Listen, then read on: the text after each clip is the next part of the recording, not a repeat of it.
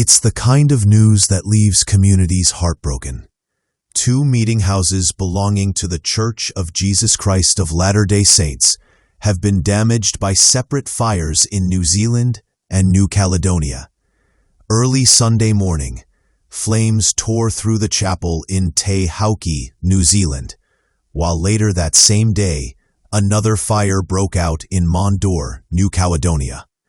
Thankfully, no injuries were reported in either incident, but the emotional and spiritual loss for the congregations is heavy. These buildings aren't just places of worship. They're cornerstones of faith, family, and community. Now, as investigators work to uncover the cause, members are coming together in strength and resilience. The first fire ignited in the small town of Te Hauki, located in New Zealand's Hawke's Bay region. Fire crews responded quickly to contain the blaze before it could spread further. Despite their swift action, the meeting house suffered significant damage, leaving much of the building unusable. According to church officials, the flames erupted early Sunday morning when no one was inside, preventing any injuries or loss of life. Local leaders described the event as devastating, but emphasized that their congregation remains strong in spirit. Members are already making plans to relocate services temporarily as the community works toward restoration and recovery. Just hours later, another tragedy struck, this time on the island of New Caledonia. The Mondor Meeting House, another sacred gathering place for Latter-day Saints, also caught fire on Sunday evening. Firefighters arrived swiftly and managed to extinguish the flames before the structure was completely destroyed. Similar to the Te Hauki incident, no one was hurt, but the building suffered major damage.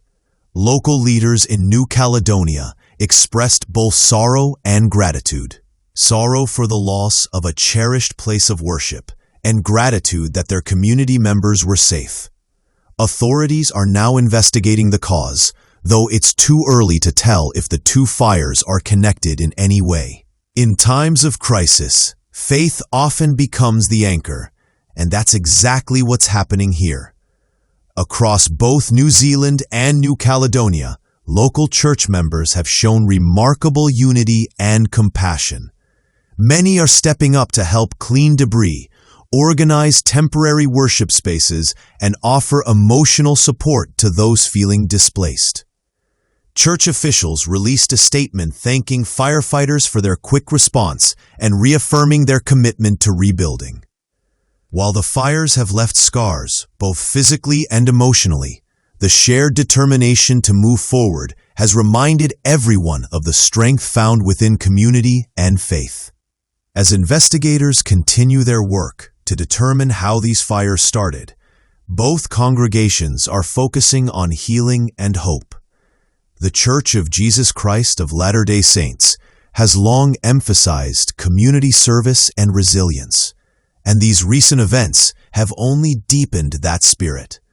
Members are finding comfort in each other and in their shared belief that faith can rebuild even what flames destroy. While the losses are painful, leaders in both regions remain optimistic that their meeting houses will rise again, stronger and more meaningful than before. For now, their message to the world is one of gratitude, unity, and unwavering faith. It's the kind of news that leaves entire communities stunned. Two meeting houses of the Church of Jesus Christ of Latter-day Saints were damaged in separate fires across New Zealand and New Caledonia on the same day. Early Sunday morning, a blaze erupted in Te Hauki, New Zealand, followed by another fire later that evening in Mondor, New Caledonia. While no injuries were reported, both chapels sustained heavy damage. For local members, these buildings aren't just structures. They represent decades of worship, connection, and shared faith. As investigators work to uncover what sparked the flames, communities across the Pacific are rallying together, proving that faith often burns brighter than tragedy. In the early hours of Sunday morning, firefighters were called to the Te Hauki Meeting House in the Hawke's Bay region of New Zealand. By the time emergency crews arrived, flames had already engulfed large parts of the chapel. Firefighters managed to bring the blaze under control before sunrise, preventing nearby structures from catching fire. According to church officials, no one was in the building at the time, and no injuries occurred. The fire, however, left behind significant structural damage, with much of the worship hall and community areas charred. Local leaders have called the incident heartbreaking, but have already begun coordinating temporary worship arrangements for upcoming services. Just hours after the New Zealand fire, another meeting house caught fire in Mont d'Or, New Caledonia, more than 1,800 miles away. The flames broke out on Sunday evening, with local fire crews rushing to the scene to contain the blaze. While the building was heavily damaged, once again, there were no reported injuries. The cause of the fire remains under investigation. For the congregation in Mont d'Or, this church had long been a central gathering place for prayer, family activities, and service projects. Local members are now focusing on supporting one another, while authorities work to determine what led to the incident. Across both regions, the emotional response has been one of shock, but also unity. Church members in nearby towns have reached out with offers of help, from donating supplies to opening their doors for displaced congregations. The church's regional leaders have expressed gratitude to firefighters and investigators, while also praising members for their calm and faith-filled response.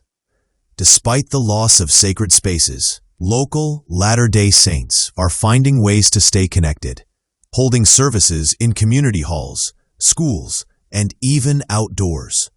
For many, these fires have served as a reminder that the true strength of a church isn't in its walls, but in the people who fill them. In an official release, church representatives described the fires as deeply saddening events, acknowledging the emotional toll on members while reaffirming the faith's message of hope and perseverance. Local congregation leaders and members are devastated, the statement read, but are making alternative arrangements for worship services. Leaders also emphasize their commitment to cooperating with authorities as investigations continue in both locations. While rebuilding may take time, the church's message remains consistent. Faith, service, and community will always endure challenges, even those that come without warning.